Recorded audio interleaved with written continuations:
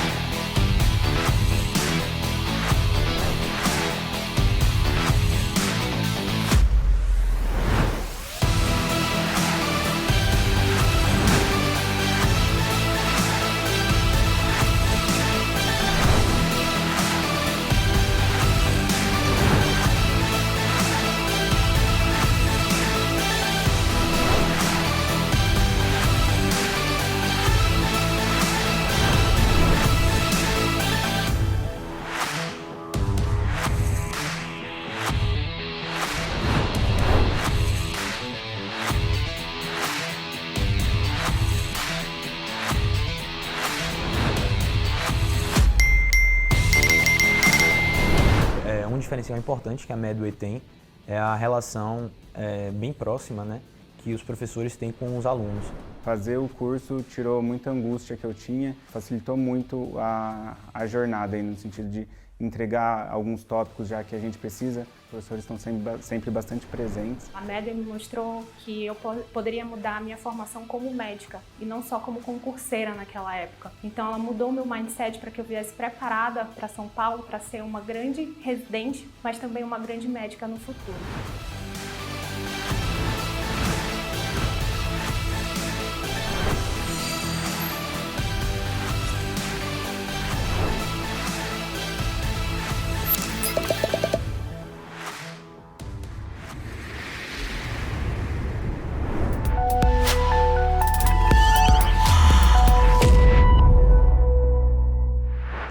Fala galera, tudo bem com vocês? Seguinte, nos vimos agora mais cedo e agora eu volto pra gente resolver junto, ver na prática como funciona 5 questões da Santa Casa de Misericórdia de BH, Belo Horizonte, totalmente vinculadas à aula que a gente viu antes de atenção básica, beleza? Não viu a aula ainda? Vai lá, vê, porque aqui vai ser, recapitular os conceitos que a gente trouxe para lá e ver o quanto se correlaciona com o que vocês vão ver nas questões. Tudo bem? Alô Minas, é nós hoje. Galera, o que é a Medway? A Medway ela foi formada aí há 4 anos atrás por médicos que tinham a ideia de mudar a assistência e saúde no país. E isso foi crescendo, crescendo, crescendo. Hoje a gente está com uma família gigantesca e de pessoas focadas em extrair valor das provas. Em 2022, gente, na prova de 2022, aproximadamente 50%, ou seja, metade, só com 4 anos de empresa, dos aprovados na USP, USP Ribeirão, Unifesp, Unicamp, que é a minha casa, e ANSP, foram alunos da Medway, tá? Ou seja, tem gente demais que hoje também traz muita informação pra gente das casas que eles foram aprovados, para ver como que estão as rotinas, como que estão as condutas. Tem professores nossos lá também, e é isso que a gente quer, aumentar o efeito de rede. Você que está em Minas Gerais que vai passar, pô, eu quero você na Santa Casa de BH, para que você me dê a devolutiva e fala, John, sabe aquele padrão lá? Você estava certo, ou você estava errado, mudou isso aqui, ó. beleza? Fica atento nisso aqui. É isso que eu quero para ter essa troca com vocês, beleza? E 1 em cada 3 do SUS e do Sírio também foram alunos nossos, tá bom?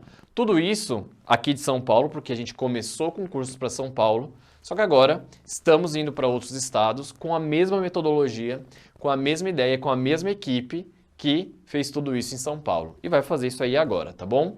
Então, a gente vai lançar nesse ano, agora ó, dia 31/7, os intensivos direcionados para a prova do ENARE, para as provas de Minas Gerais, para as principais de Minas Gerais, do Paraná e da Bahia, tá bom?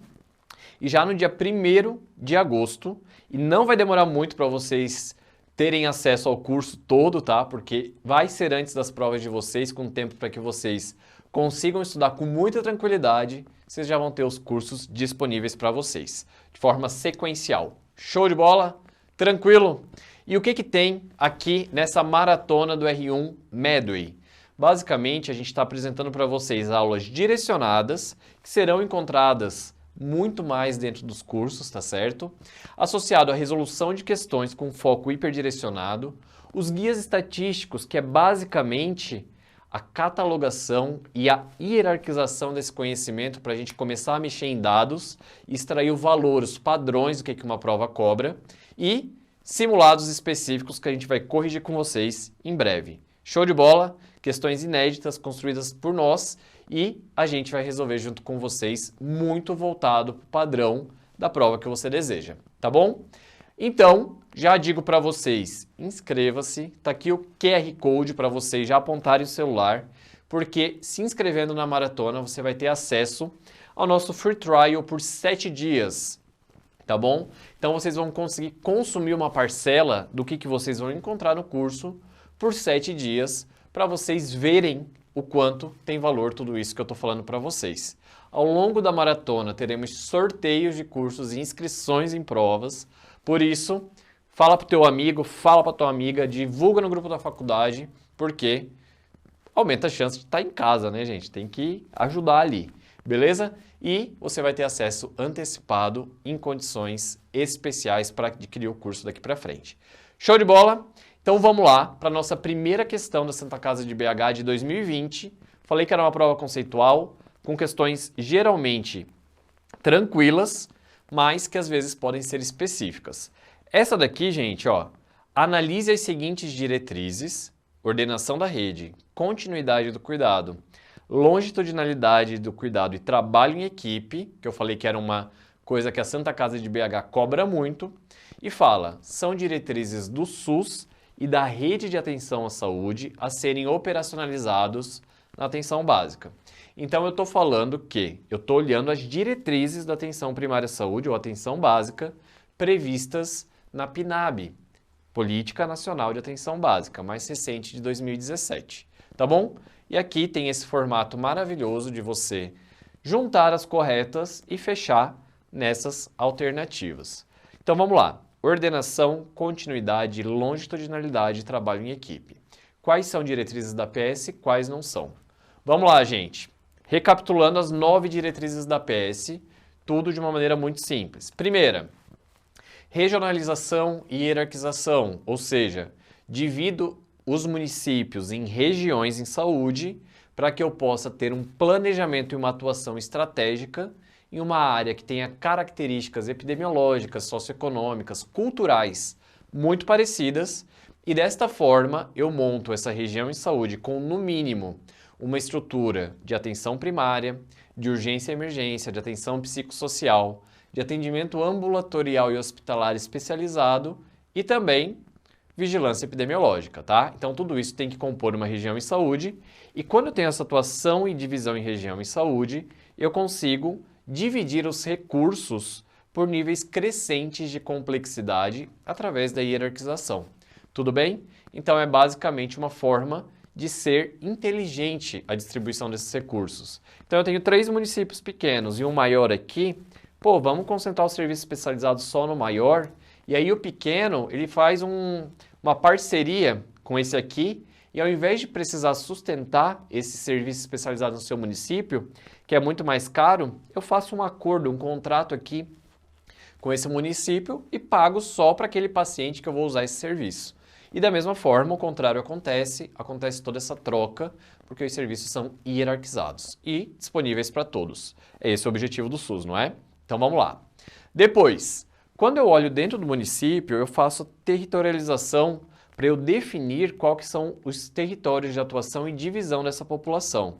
E esses territórios, eles são dinâmicos, eles mudam ao longo do tempo e eles também vão reunir características, bairros, regiões naquela cidade, naquele município, que têm características semelhantes, beleza? População adscrita significa o ato de chegar em cada indivíduo que mora naquele território, que o território é dividido em área, microárea, domicílio. Então eu vejo cada pessoa de cada domicílio e eu cadastro junto à unidade de saúde. Então, quando eu chego lá, eu cadastro essa pessoa, todas as pessoas, e quando ela chega para o atendimento, eu já sei que ela pertence à microrregião X, da área Y, então vai para essa equipe de saúde da família. Legal? O cuidado centrado na pessoa, olhando cada sujeito de maneira singular e individual, também é uma das diretrizes pregadas na atenção primária à saúde. Uma das funções que também é diretriz na atenção primária à saúde é ser resolutivo.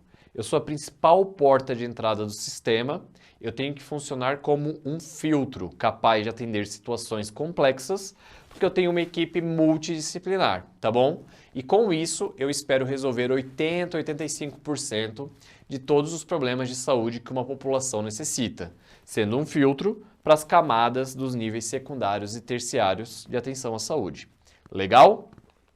Longitudinalidade do cuidado apareceu na questão. E aqui eu quero fazer um contraste com continuidade de cuidado. Longitudinalidade diz respeito a usuário e serviço e profissionais do serviço terem uma relação de confiança construída e que eles fiquem vinculados e ao longo de todo o ciclo de vida dessa pessoa e dessa família e dessa comunidade, beleza? Então eu estou olhando uma longitudinalidade. Quando eu falo de continuidade, eu estou falando de um problema de saúde específico e todas as ações até resolver esse problema, dando uma interrupção na linha do tempo e acabou, beleza? A longitudinalidade é o que a gente prega, é ruim, né? O que a gente fala a respeito da diretriz para a APS. Show de bola? Cuidado aqui, que isso aqui também é um atributo nuclear da APS, tá? Então, a gente tem aqui a coordenação do cuidado e a longitudinalidade como atributos da APS também, beleza? Coordenação do cuidado significa que a APS tem que ter a função de coordenar todo o atendimento e o cuidado desse paciente, dessa família ou dessa comunidade, tá bom? E isso envolve uma responsabilização pelas referências, ou seja, por dar todas as informações e selecionar o encaminhamento dessa pessoa para um outro nível, um outro ponto de atenção da rede de atenção à saúde e também se responsabilizar pela contrarreferência, ou seja, de saber como que foi o atendimento e quais informações surgiram com aquele atendimento para eu poder englobar no meu plano de cuidado, tudo bem? Além disso, a coordenação de cuidado envolve um adequado registro das informações e uma disponibilização facilitada caso o usuário queira, beleza? A ordenação de rede, que também apareceu na questão, então já temos as duas que são as fundamentais, né, e que resolveriam a questão, significa que, por ser uma porta de entrada, eu sou uma articuladora no sentido de colocar esse paciente ou não em pontos de contato com outros serviços de atenção em saúde, tá bom? Então, funciono como um filtro, como uma porta de entrada e também a estrutura central dentro do restante de contato com o sistema, beleza? Isso significa ordenar a rede, organizar a rede de uma forma geral, tá bom? E a participação da comunidade envolve a participação comunitária nas decisões em saúde e também conhecer essa situação toda da comunidade, seja epidemiológica, social, todo o contexto da comunidade para ter essa troca, tá bom? Então, essas diretrizes, elas derivam, obviamente, do que a gente conhece como princípios ético-doutrinários ou organizativos do SUS e são operacionalizados na atenção primária através dessas 9 diretrizes. Sendo assim, já falei para vocês que longitudinalidade vai além da resolução de um problema específico ao longo da vida, para qualquer necessidade, enquanto continuidade são ações contínuas até um desfecho específico e depois interrompe. Então, tem essa diferença conceitual que é muito sutil, tá bom? Mas Barbara Starfield, que era um dos grandes gênios da medicina de família e comunidade, acabou conceituando continuidade como essa definição que eu trouxe para vocês. É importante que vocês saibam para a prova, porque cai recorrentemente na Santa Casa de BH. Sendo assim, quais são diretrizes da APS que são importantes? Ordenação e longitudinalidade, portanto, alternativa correta, letra A. Legal? Bora para a próxima. Santa Casa de BH 2019. Na área em que uma equipe de saúde 3 atua, notou-se um alto índice de doenças sexualmente transmissíveis. Correção de termo, infecções sexualmente transmissíveis atualmente, tá? E de gestação na adolescência. Durante a reunião da equipe, a enfermeira propôs atividades de grupo para tentar resgatar o respeito ao corpo, noções de sexualidade e orientações de métodos contraceptivos. Para essa atividade, ela precisava de ajuda de um médico, dos ACS e do assistente social, o que configura um trabalho interdisciplinar. Sobre o trabalho em equipe, é incorreto afirmar que, ou seja, isso daqui, gente, trabalho em equipe é a segunda vez que está aparecendo na prova da Santa Casa, já apareceu em 2018, 2019, 2022, então muita atenção em relação a isso, tá? E aqui, questão de bom senso, não precisa saber tudo sobre trabalho em equipe, mas você tem que ter uma noção, uma coerência para dar um julgamento. Então vamos lá. Primeira, o que é incorreto, tá? A alta rotatividade dos profissionais não é uma dificuldade para o trabalho em equipe. Calma, já está errado, tá? Por quê? Se eu estou falando de trabalho em equipe, eu estou falando de compartilhar visões, ter vínculo, gestão de pessoas, relação de confiança, que é um processo construído ao longo do tempo. Rodou, até você se adaptar ao trabalho daquela pessoa e ela se adaptar ao teu trabalho, já quebrou esse vínculo, tá bom? Já que o objetivo foi definido e pode ser alcançado de qualquer forma. Quando se fala de pessoas, não estamos falando de máquinas. Máquinas são previsíveis. Pessoas colocam seus próprios interesses, colocam... Se você tem que trabalhar mais para atingir um objetivo, você já fica assim, ei, fião, vamos com calma, tá certo? Porque eu tenho academia às 6 da tarde, não vou ficar aqui para atingir esse objetivo, cada um se vira da sua forma. É assim, beleza? Então esse aqui eu já sei que está errada. Mas vamos olhar para as próximas que reforçam o que é um bom trabalho em equipe. Pode ser definido como um conjunto de pessoas com conhecimentos diversos, base da multidisciplinaridade, que é um conceito derivado da integralidade, que é um princípio tanto do SUS que se estende para a APS, mas que se unem em objetivos comuns. Sucesso. Entre as diversas dificuldades de trabalhar em equipe, pode-se citar a desarticulação entre ações curativas, educativas, administrativas e o baixo grau de interação entre médicos, enfermeiros e agentes. Perfeito. Se eu estou falando de trabalho em equipe, eu estou falando de coesão. Quando eu tenho qualquer tipo de desarticulação ou afastamento, eu estou prejudicando esse trabalho, beleza? E a D, o trabalho em equipe já estava preconizado quando foi implantado o Programa de Saúde de Família no Brasil e foi reforçado pela PNAB, a Política Nacional de Atenção Básica, em 2006. Galera, quero que vocês entendam que, para a gente atingir a integralidade, é preciso que haja uma multidisciplinaridade, porque cada um tem um conhecimento que ajuda na resolução ou no plano de ação para uma situação complexa, tá certo? E isso é hipervalorizado dentro do que a gente conhece como modo de trabalho na atenção primária à saúde. Começou como um programa, ou seja, programa denotando uma transitoriedade, que depois evoluiu para a estratégia de saúde da família, que junto com tudo que compõe o modo de trabalho na APS, tornou-se uma lei, que é a Política Nacional de Atenção Básica, que foi originada em 2016 e a versão mais atual, porque ela é constantemente revisada para se adaptar à realidade, é de 2017. Beleza? Mas tudo isso está correto, porque desde muito cedo já sabia-se que quero atingir multidisciplinaridade, preciso de equipe, são situações complexas, bora valorizar. Legal? Vamos lá. Próxima questão, terceira. Santa Casa de BH de 2020. Analise o relato de uma paciente durante a consulta. Gostei muito do grupo de parar de fumar. Diz que tem um adesivo. Posso tentar? Nem sabia que poderia fazer de tudo isso desse jeito. Médico olhando para mim desse tanto, doutora, ficou até emocionada. Então, saiu até um sotaque mineiro, né? Ficar até emocionada. Então, posso esperar para ver se dá alguma coisa da prevenção do câncer de colo do útero? Diz que vocês me ligam qualquer coisa, né? Nunca avaliaram minha mama não, primeira vez. Ou seja, essa paciente está impressionada com tudo que ela teve de leque de serviços dentro da unidade básica de saúde. Esse relato representa qual dos atributos da atenção primária à saúde? Está falando de longitudinalidade? Está falando de acesso? Está falando de orientação familiar ou de integralidade? Vamos lá. Primeira coisa, atributo nuclear. Acesso ou primeiro contato. O que eu quero saber?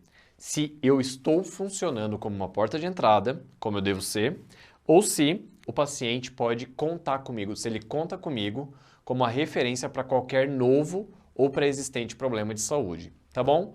Então, diz o quanto que eu estou funcionando para acessar uma porta de entrada, porque se eu estou colocando barreiras, o paciente ou fica desassistido ou ele vai para outro fluxo, ou então, se ele conta e ele reconhece que eu sou importante assim como uma porta de entrada. Era isso que ela falou? Não, ela não está dizendo, poxa, consegui chegar até aqui, poxa, estou com um novo problema de saúde, sei que posso contar com vocês. Era outro discurso, ela está impressionada que consegue parar de fumar, tem o exame do colo do útero e examinar a mama, beleza? 3 serviços aí.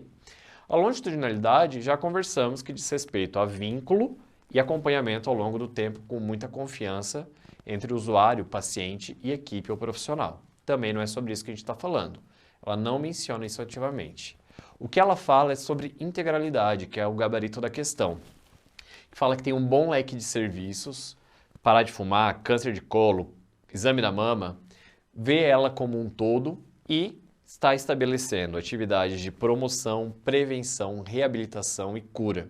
Então, isto daqui e isto daqui estão sendo contemplados no relato impressionado dessa paciente. Provavelmente o acesso estava muito ruim, porque se ela chegou agora com tudo isso de problema e ficou impressionada, porque provavelmente não estava procurando isso daqui como uma porta de entrada e um atendimento longitudinal, mas isso daqui ela reforçou muito bem, que é o leque de serviços e os pontos de atendimento ao longo do ciclo da doença. Promoção, prevenção, diagnóstico, tratamento, cura, reabilitação, paliação. Beleza?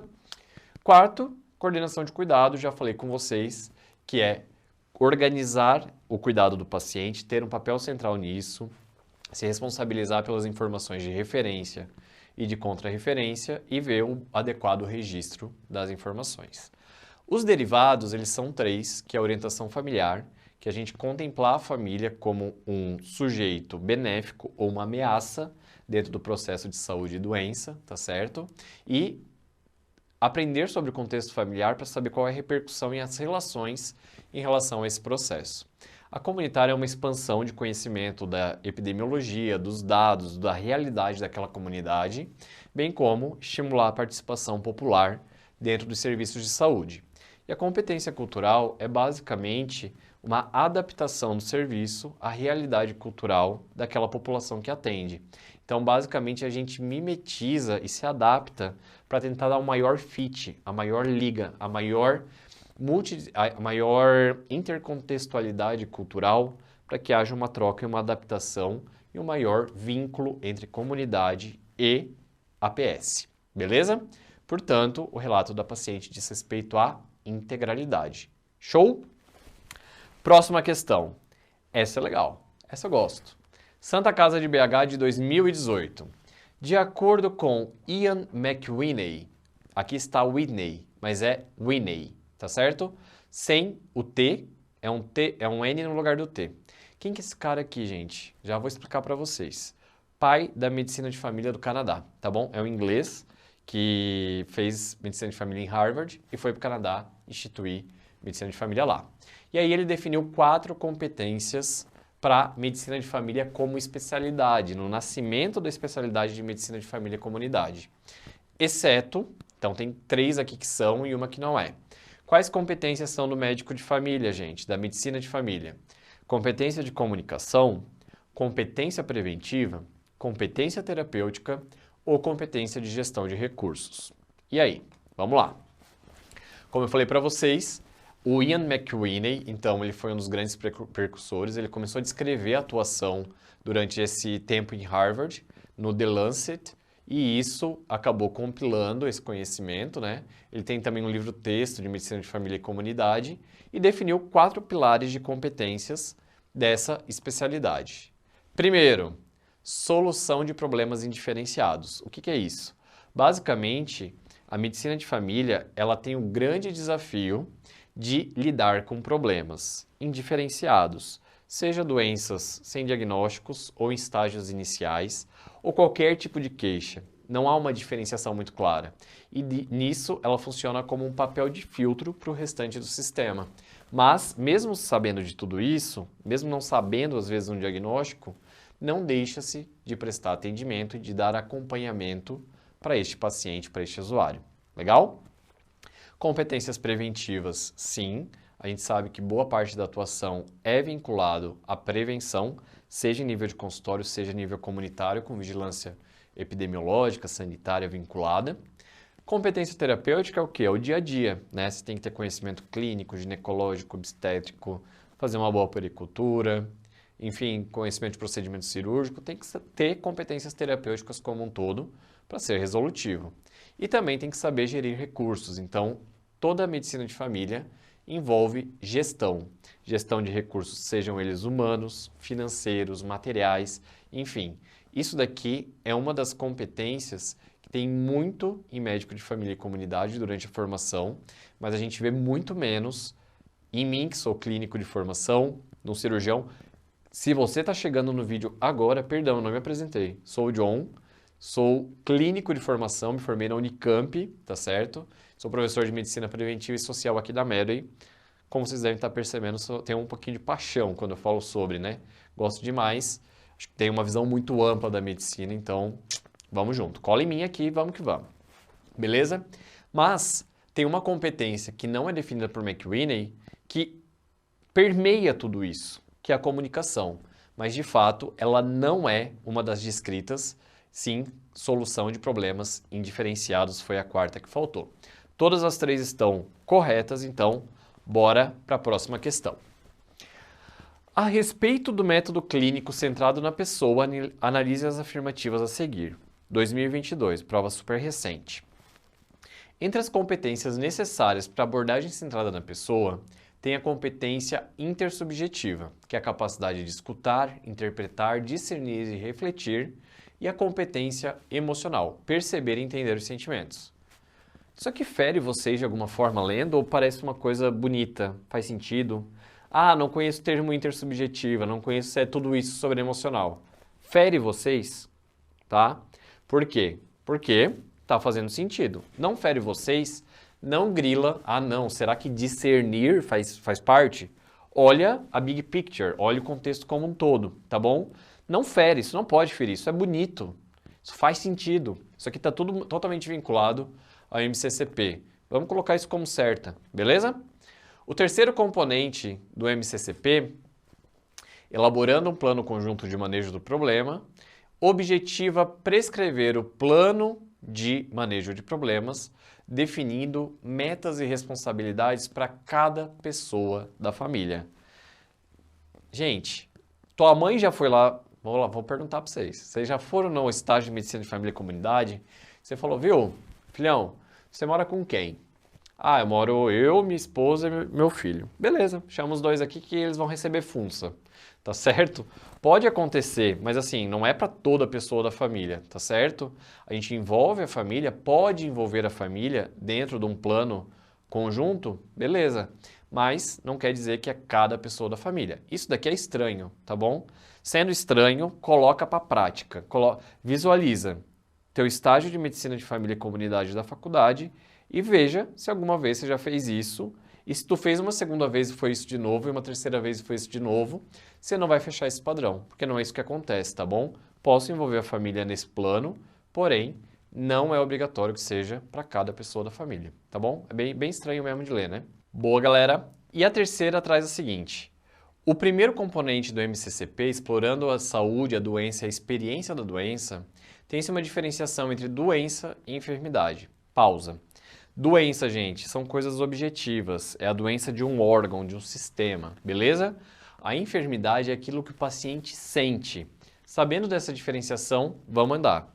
A doença tem explicações biológicas e objetivas, já a enfermidade traz a experiência pessoal de quem tem a doença. Check. 1 e 3 já sei que estão corretas, a 2 sei que está errada, beleza?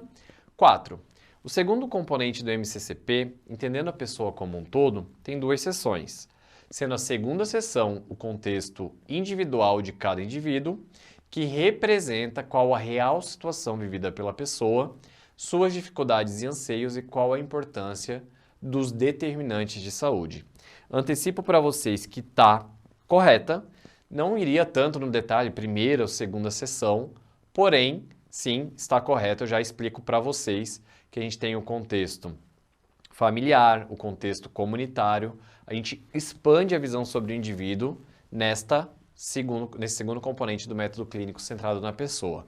Quarta está correta, já sei que eu vou marcar a alternativa C, beleza? Mas vamos entender os 4 passos do MCCP, que é importante para toda a prova de preventiva.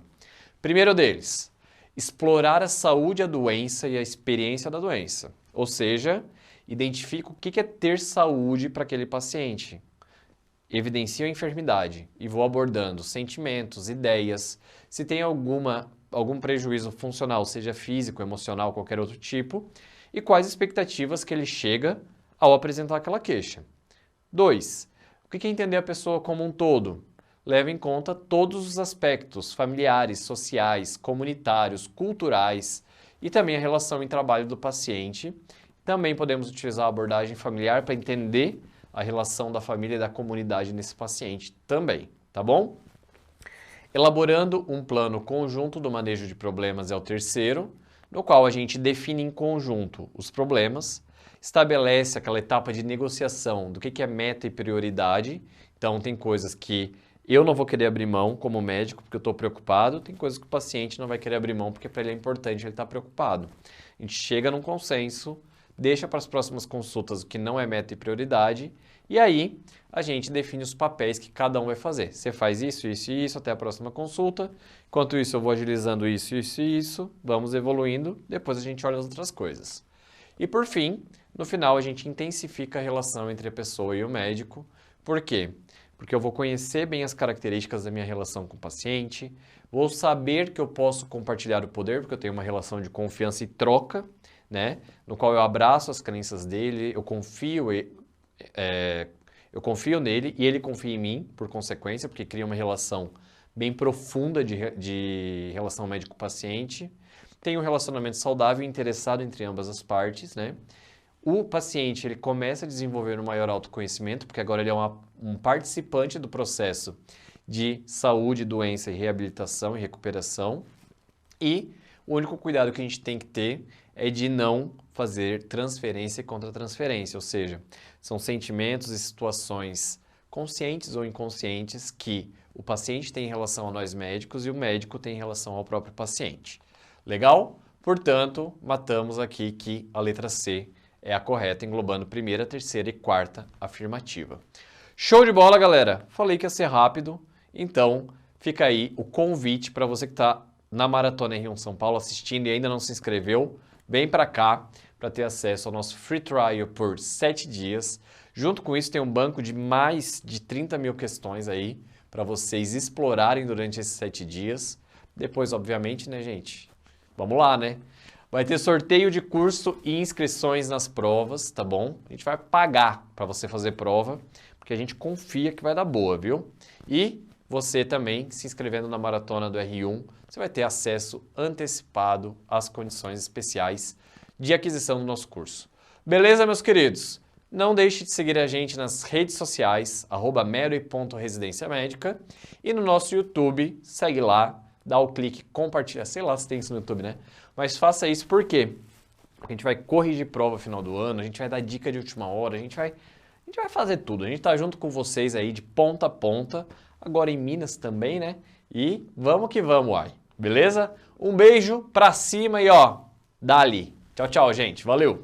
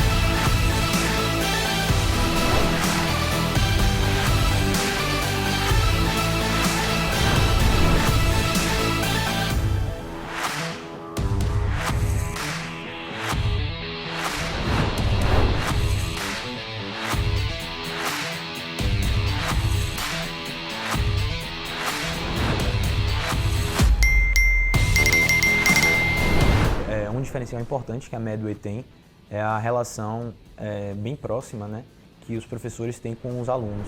Fazer o curso tirou muita angústia que eu tinha, facilitou muito a jornada aí, no sentido de entregar alguns tópicos já que a gente precisa. Os professores estão sempre bastante presentes. A Medway me mostrou que eu poderia mudar a minha formação como médica e não só como concurseira naquela época. Então ela mudou meu mindset para que eu viesse preparada para São Paulo para ser uma grande residente, mas também uma grande médica no futuro.